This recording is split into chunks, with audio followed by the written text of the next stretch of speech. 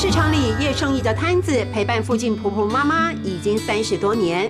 以市场为家，打开老旧的门，狭窄的阁楼，低矮夹层间，就在这里，她度过半生岁月。我们习惯了，因为我们苦过来的人哦，不管怎么样都没问题啊。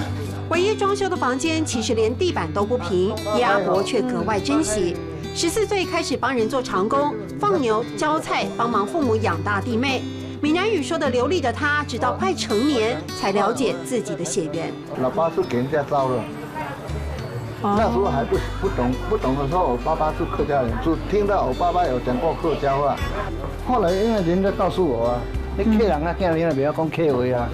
受到邻居刺激，叶阿伯重拾自小远离的母语，从头开始一句句练习。我讲的客家话哈，很多的那个腔调都能卡在一起的，融合多元腔，就对。对，找回了根本，叶阿伯的辛苦，子女都能体会。陪着父亲，守着菜摊，守着自己的天，踏实过活。家师懂是猜，家师懂是猜，价钱很实在。家师懂是猜，家师懂是猜。